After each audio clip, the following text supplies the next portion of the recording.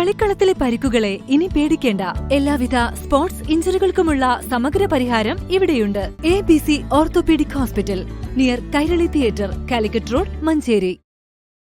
IAS ലഭിച്ച Palakkad Kozhikode greenfield highway സ്ഥലമെടുപ്പ് ചുമതലയുള്ള deputy collector doctor JO അരുണിന് ജീവനക്കാരുടെ നേതൃത്വത്തിൽ യാത്രയയപ്പ് നൽകി.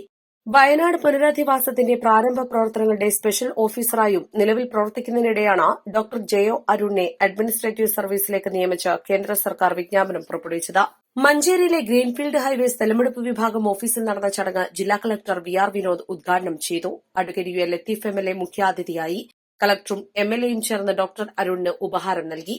Perinthalmanna sub collector Apoorva Tripathi, Tirur sub collector K Deepak Kainikkara, Malappuram ADM NM Mehrali, Palakkad deputy collector Roby, deputy കളക്ടർമാരായ അൻവർ സാദത്ത്, ലത, സുരേഷ്, സനീറ, എറണാട് തഹസിൽദാർ M മുകുന്ദൻ, ഗ്രീൻഫീൽഡ് ഓഫീസിലെ തഹസിൽദാർമാരായ ദീപ, വല്ലഭൻ, സുജയ, മറ്റ് ജീവനക്കാർ തുടങ്ങിയവർ പ്രസംഗിച്ചു.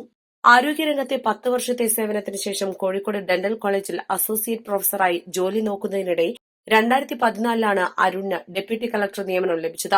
സിവിൽ സർവീസിനോടുള്ള താൽപര്യം മൂലമാണ് അന്ന് 1/3 മാത്രം ശമ്പളമുള്ള ഡെപ്യൂട്ടി കളക്ടർ ജോലി തിരഞ്ഞെടുക്കാൻ കാരണമെന്ന് അരുൺ പറയുന്നു.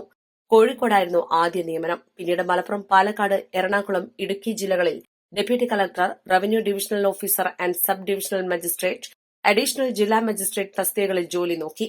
സംസ്ഥാനത്തെ മികച്ച ഡെപ്യൂട്ടി കളക്ടർക്കുള്ള അവാർഡ് 2015, 2022 വർഷങ്ങളിൽ ലഭിച്ചിട്ടുണ്ട്. സർക്കാരിന്റെ വിശിഷ്ട സേവാ പുരസ്കാരവും ലഭിച്ചു. ജില്ലയിലെ ദേശീയപാത വികസനത്തിനായുള്ള ഭൂമി ഏറ്റെടുക്കൽ പൂർത്തീകരിച്ചു. ഇതിന് കേന്ദ്ര ഉപരിതല ഗതാഗത മന്ത്രി നിതിൻ ഗഡ്കരിയിൽ നിന്നും പ്രശംസാപത്രം ലഭിച്ചു.